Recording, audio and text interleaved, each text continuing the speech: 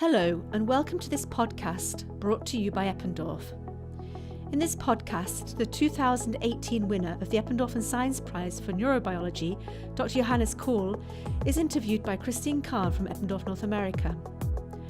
Johannes chats with Christine about his research, what motivates him in doing the work he does, and his move from Harvard to the Francis Crick Institute in London.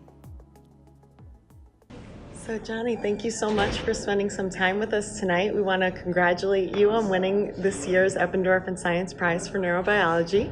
Thanks a lot, and thank you for organizing this. You're welcome. Yeah, I'm so glad that, the evening has been great. We got to hear a lot about your research, so that was really exciting for us. And now we just thought we'd ask you a couple of things maybe about what life's like right now. So sure. You're getting ready to move. So tell us a little bit about how life is going to change.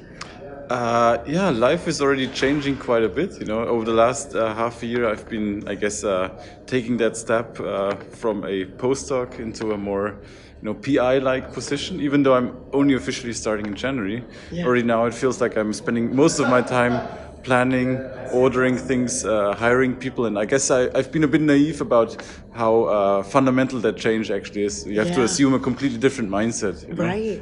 You're not doing the experiments yourself anymore, but you're trying to get the best people, to get the best place and the best equipment to actually make that research happen. And that's a very, very different mindset that has to be. Was that a little bit weird for you to step out of doing the research yourself? Oh, totally, because I'm a total control freak. And now I'll have to be comfortable with other people doing, executing some of my ideas, which is a tremendous privilege, but it's also a very, very weird experience, And I'll have to reinvent myself. It's gonna be fun, cool. But it has been quite exhilarating over the last few months for sure. That sounds great. So I know that you've been traveling a little bit. You've been around in some different countries, what have you been doing? What fun things have you been up to? So right now, we actually just came from Patagonia, where we have been trekking and traveling for the last 4 weeks. So I guess me and my girlfriend, we're both between jobs right now. So we thought, we have to do the big trip right now. Otherwise, we're not going to do it. Yeah, we have to fun. get a fun trip in now. It's a purely fun trip, Good. And I'm glad we ended up doing it, because there's obviously you feel obliged to be on the ball, this critical point of your career. Right. But I'm actually glad that we took the deliberate step to step out of this for a while and just travel, and it's been fantastic. And what was your favorite location?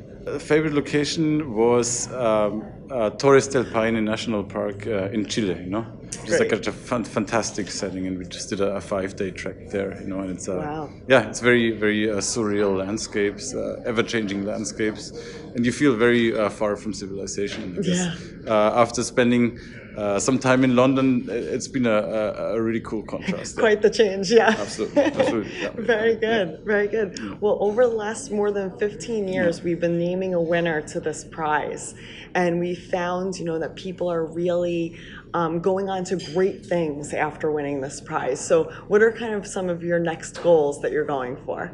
So scientifically, I guess the next big goal is to study how an animal's physiological internal states influence the function of these circuits that I've been disentangling over the last few years, And in a more concrete manner, I want to study how pregnancy influences the female brain, So that's going to be a key focus of the lab, And surprisingly, even though there's a lot of anecdotal evidence that pregnancy hormones profoundly change a woman's brain and behavior, we actually know very, very little about what's going on. Wow, and sounds interesting. I guess that seems to me like a pretty good question to go after. Definitely, sounds very interesting. Cool.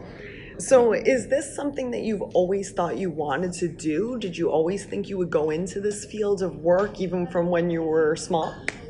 No, not at all. I'm from a totally non-academic background. Okay. So for me, science has never been on the menu, So I guess my family, they value more traditional occupations more. I guess job safety is more important than fulfilling some elusive dream. Right. So I guess my family, they still don't quite understand what I'm doing, and I guess I could be sad about Many of us that. can relate to that, right?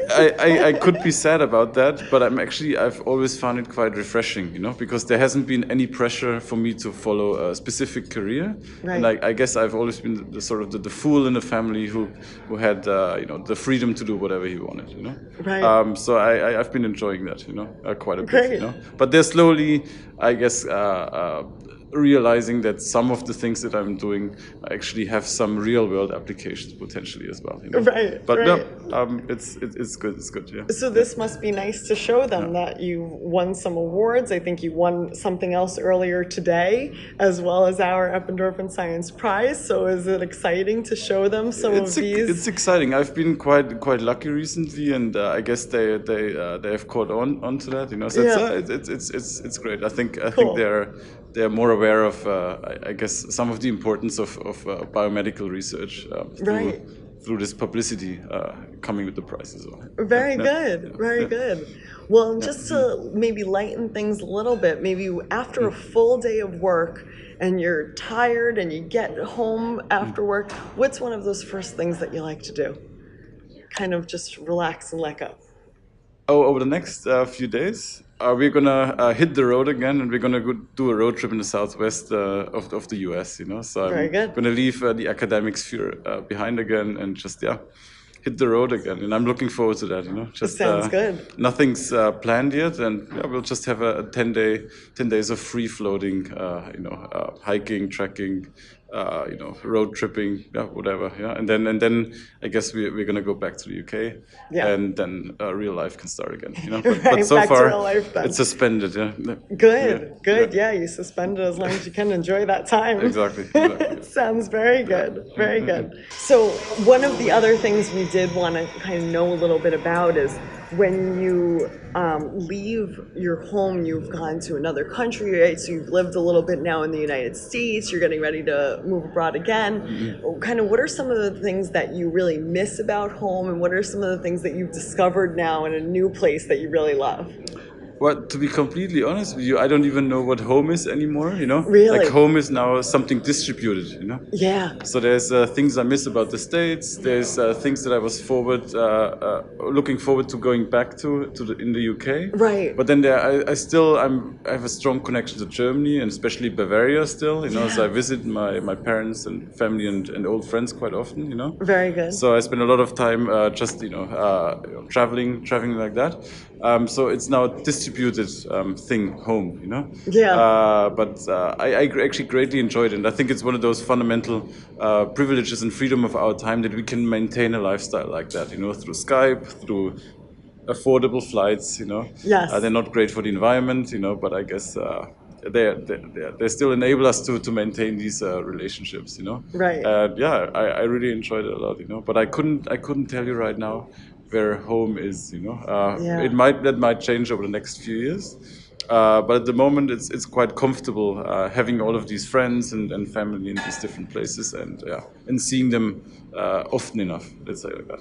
Very good. Yeah, that seems to be sort of a researcher's life these days, right? Exactly, It's kind of moving around and starting new places, starting new lives. I have to say, I'm quite lucky that is in my nature. This moving around, Right. I enjoyed it a lot. But I guess for people that want to be more settled, especially during a PhD and postdoc, it can be a very challenging time. Yes. And I think as a community, we should make more of an effort to enable structures that enable people to stay in the same place, So it should be less discouraged to stay in the same place, The moving around is hard. It's stressful, It's incredibly rewarding, but it's also stressful for other people, So it shouldn't be a prerequisite.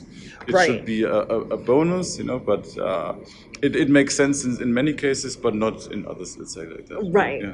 Right. But for your case, you've gotten to really enjoy a lot of places. In my case, it has been tremendously enriching, and I wouldn't want to miss a single bit of it, even Right. though the first year, to be honest, has always been very challenging, Yeah, I'm But sure. what you get in return is a fresh perspective on where you lived before and where you're from, Mm-hmm. You learn to not take anything for granted in Right. a way, and that's absolutely great. Yeah. So how is it that you mentor your students? How do you think you're going to do that in the future?